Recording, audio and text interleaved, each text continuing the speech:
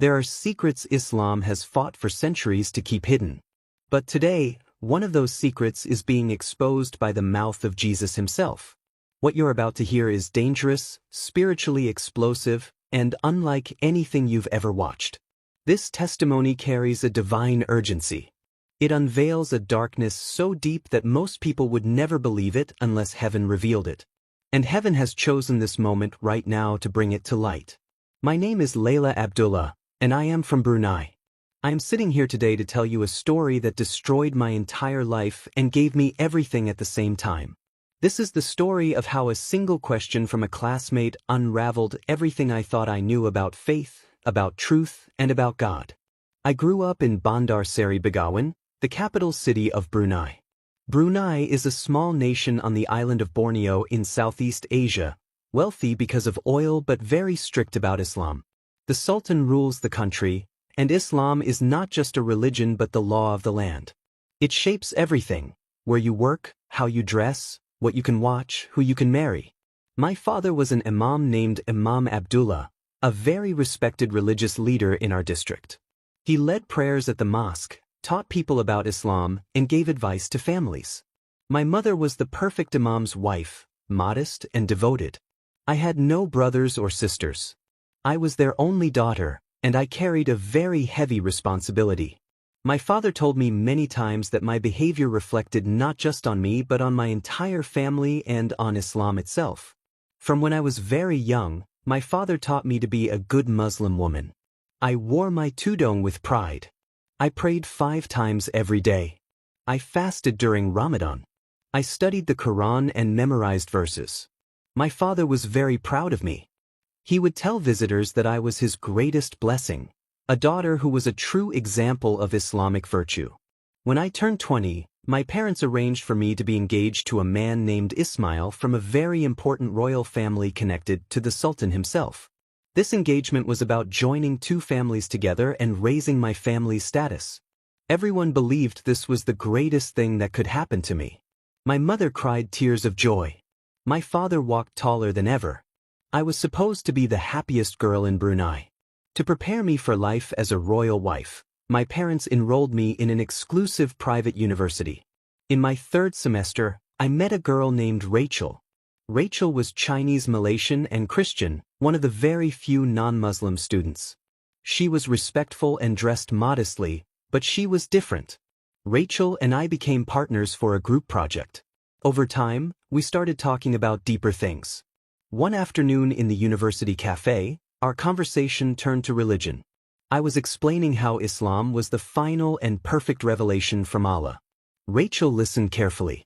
Then she asked me about Jesus. She said that Muslims believe Jesus was a great prophet who never sinned, performed miracles, was born of a virgin, and will return to judge the world. The Quran itself says all these things. Then Rachel asked me something I had never thought about before. If Jesus was so special and perfect, if he was the only prophet who never sinned, why did I not follow his teachings more closely? How did it make sense that Jesus would return to judge the world if he was just a prophet like any other? Then she asked the question that broke something open inside me. If Allah could take Jesus directly to heaven without him dying, if Jesus was so perfect, why would Allah need to send another prophet, Muhammad, 600 years later? What did Muhammad add that Jesus had not already revealed? I opened my mouth to answer her, but I had no answer. I had never thought about these things before. Something was cracking inside me. Questions I had never allowed myself to ask were starting to form. I told Rachel she was twisting Islam and left the cafe angry and shaken. But her questions followed me home. They echoed in my mind when I was praying. They disturbed my sleep. I went to my father seeking answers. He gave me traditional answers, quoting the Quran and Hadith. But his answers felt incomplete. They told me what to believe but not why it made sense. I spoke with other scholars and read religious texts. But the more I searched, the more questions I had. Why did the Quran speak so highly of Jesus but tell us so little about what he taught? Why was Jesus called the Word of Allah if he was just a human prophet? These questions tormented me. In Brunei, questioning Islam was not just spiritually dangerous but legally dangerous. Even discussing doubts could be seen as apostasy, A serious crime. Meanwhile, my engagement continued. Wedding preparations moved forward. But inside, I felt like I was drowning in uncertainty. One evening, about 4 months after Rachel asked those questions, I found myself alone crying. I was exhausted from trying to find answers. In desperation, instead of reciting memorized prayers, I spoke from my heart. I said, "If Allah is real and truly cares about me, if Allah wants me to find truth, then show me clearly. I cannot keep living like this. Please show me what is true." That night, I had a dream completely different from any I had ever had. I found myself in a place filled with warm light that felt like love. In that light, I saw a figure in white. I could not see his face clearly, but I knew who he was. It was Jesus. He did not speak with words I heard with my ears, but I heard him clearly in my spirit. He told me he was the way, the truth, and the life. He told me he had been waiting for me. He told me he loved me. He showed me he was not just a prophet but the Son of God. He showed me he had died for my sins and risen from the dead. I woke up with tears streaming down my face and a certainty in my soul that terrified me. I had been praying to Allah, and instead Jesus had appeared to me. I spent days trying to convince myself it was just a dream, but I could not shake what I had experienced. The presence I felt was more real than anything I had known in 20 years of Islamic practice. I met with Rachel again. This time, I told her about my questions, my confusion, my dream. She listened with tears in her eyes. Then she shared with me about the gospel. She told me about Jesus' life and teachings, his death on the cross and resurrection. She told me that through faith in Jesus, I could have eternal life and a personal relationship with God. Everything Rachel told me resonated with my dream. For the first time in months, the pieces began fitting together. Jesus was not just another prophet.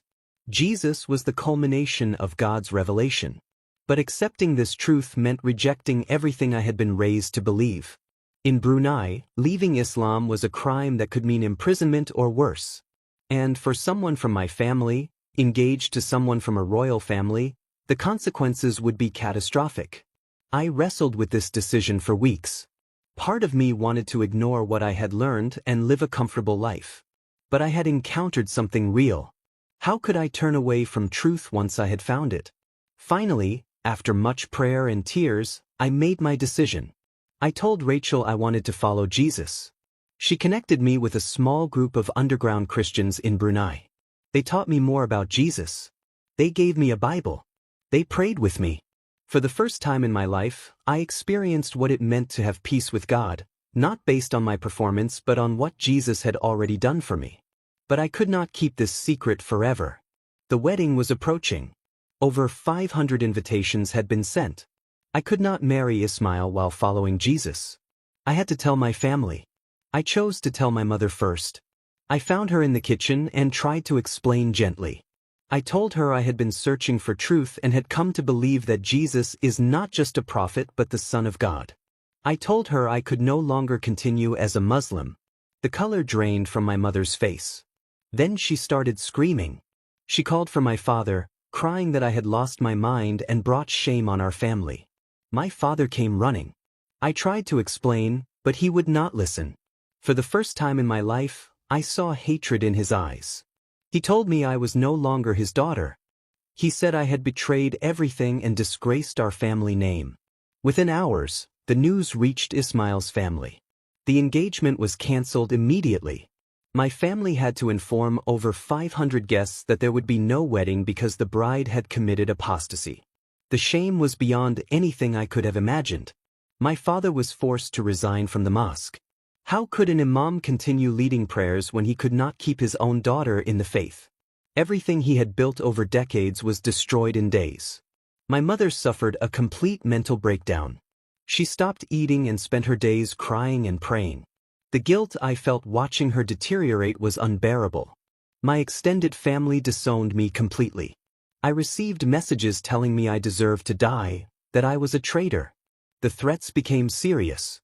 Some were from religious extremists who believed apostates should be killed. I could not leave my house without fear. My father told me I needed to leave Brunei. I had nowhere to go. I had no money, no resources. I had never worked or lived independently. Everything I had known was now lost. There were nights I wondered if following Jesus was worth losing everything. But even in those darkest moments, I felt a presence with me that I had never known as a Muslim. Jesus was real. He was not distant but close and personal. When I prayed, it was having a conversation with someone who loved me and understood my pain. When I read the Bible, it was living words that spoke directly to my situation. Rachel and the underground Christian community helped me escape. They connected me with organizations that helped persecuted believers. Eventually, I fled to the Philippines. The journey was terrifying, but I made it to Manila. In Manila, I found a Christian community that welcomed me. These were believers who had also suffered for their faith. They understood my pain. They held me when I cried. They became my new family. I have been living in the Philippines for almost 2 years now.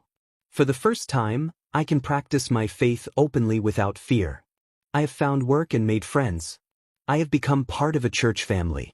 But the pain of losing my family never goes away. I think about my parents every day. I pray for them constantly. I know they believe I betrayed them. But I pray that one day they will understand. I did not leave Islam to hurt them. I left because I found truth I could not deny. The cost of following Jesus has been higher than I ever imagined. But I would make the same choice again. Jesus is not just a prophet. Jesus is the Son of God who loved me enough to die for me. Jesus walks with me every day, even when everyone else has abandoned me. If you are watching this and struggling with doubts about your faith, I want to encourage you. Do not be afraid of asking questions. Truth can withstand examination. But if you discover that Jesus is who he claims to be, then no cost is too high to follow him. Following Jesus cost me everything I thought mattered. But he gave me something far greater. He gave me himself, and that is enough. Thank you for watching. If this story touched your heart, please share it with others. Hit that like button and subscribe for more testimonies of faith. Leave a comment below and let me know what spoke to you most. God bless you, and remember, Jesus is with you and he is worth every sacrifice.